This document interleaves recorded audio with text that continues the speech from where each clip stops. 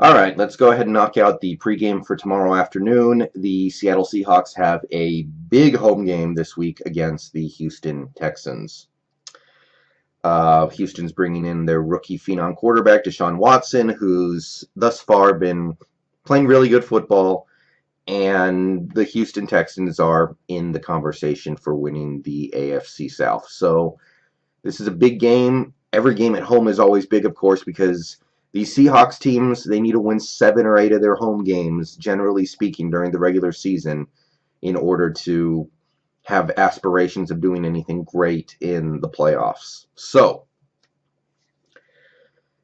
the main point of interest for me with this game is how the offense plays in the first half. And that's going to continue to be the case in pretty much every game we play until I trust those guys, because I've said it before, this team is getting closer and closer every week, it feels like, to really having something on offense. And the last few weeks, it feels like the offense has played pretty well. Rams game, not so great, but the Rams defense has really been on the rise over the past few weeks anyway, so let's give them some props. All we need to do now is start putting up points in that first half. And last week we moved the ball, we got down to the goal line, we gave ourselves opportunities to score, and it didn't happen. We blew, the 10 plays inside the 10-yard line situation in the first quarter. We had a questionable pass interference call on a Tyler Lockett touchdown that brought it back, and we ran out of time before the end of the first half, so we had to settle for the field goal. But the point is, we had 3 points at the end of the first half, even though we moved the ball.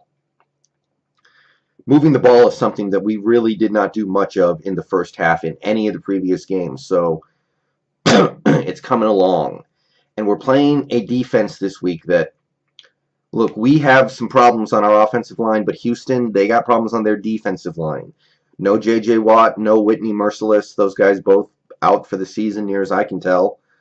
And that cripples one of their great strengths as an NFL team.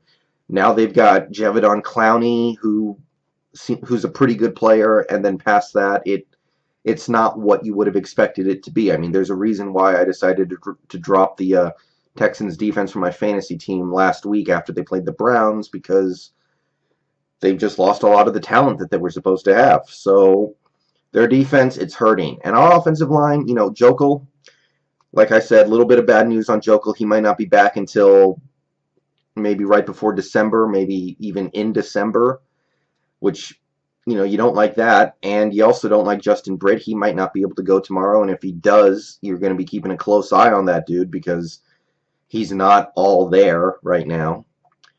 But Houston's got their own set of problems. So, are we going to build on last week when we really pounded out good yardage in the first half against the Giants?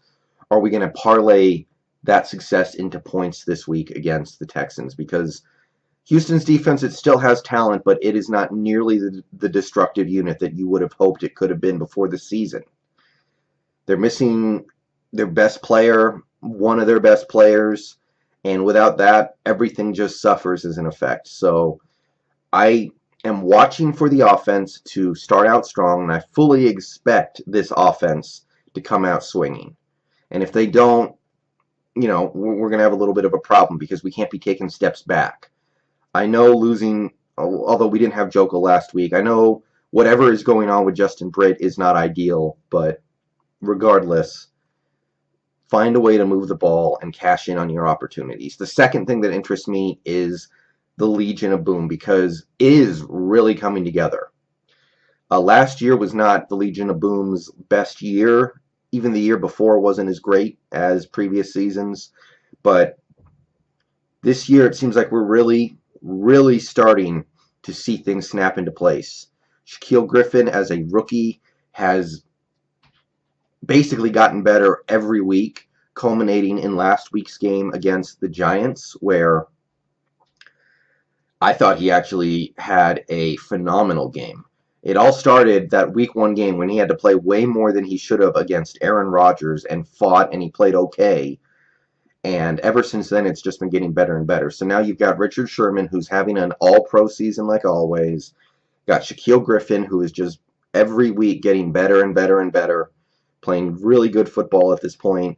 You've got Justin Coleman, who it's not perfect, but as far as you would, as good as you could have expected from a guy like Justin Coleman, he's been playing pretty well.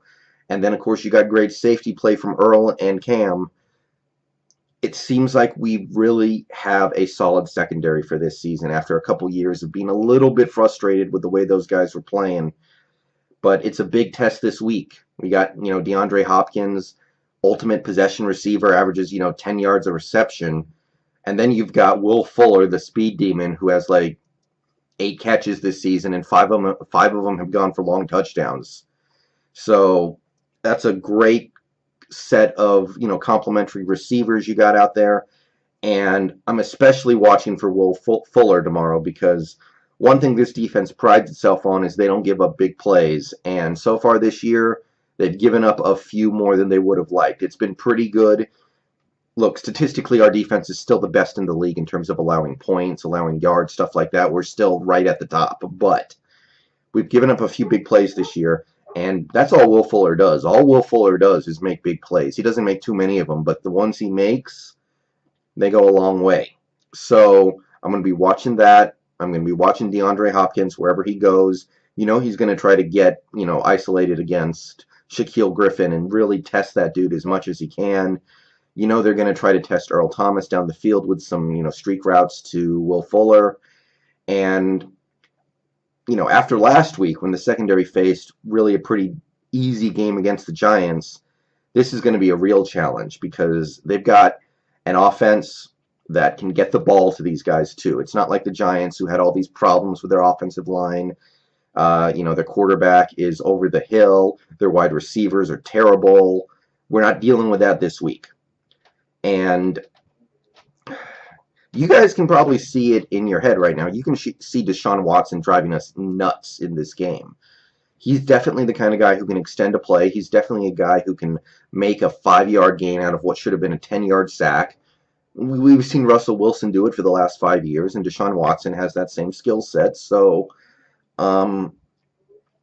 it's definitely a game where if the offense screws around in the first half, we're not going to find ourselves down 7-3. We could find ourselves down 17-3 because Houston can score. They can score through big plays. They can move the ball in chunks down the field. They can pull out big plays. They can turn broken plays into positive plays. It is a dynamic offense that they have right now behind Deshaun Watson. And beyond all that, beyond those two main things I was just talking about, I want to see some more quarterback pressure. We signed Dwight Freeney this week, which I love. I want to see what that dude has left for sure. I'm excited that he's going to get to play this weekend. But Dwight Freeney's not going to make or break your pass rush, not at this point in his career. I need to start seeing some more quarterback hits, more quarterback takedowns from this defense, because I know they have the talent on that defensive line, but it hasn't totally come in yet.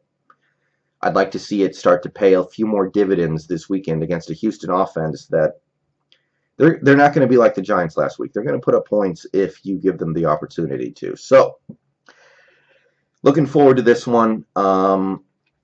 Look, he's still a rookie quarterback, and in a vacuum, if I were to tell you that the Seattle Seahawks are going to be playing at home against a rookie quarterback, you would immediately think in your head, we're going to force that guy to commit turnovers. We're going to get to him. We're going to force the Houston offense into 3rd and long, and we're going to make life hell for that rookie. So even though he's a really good rookie, still a rookie, let's take care of it.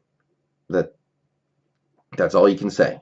Force him into some mistakes, get some points on the board early, and Houston might have the kind of team that can play catch up, but they're not going to like what happens if they get behind. I can tell you that. All right. See you guys probably tomorrow after the game.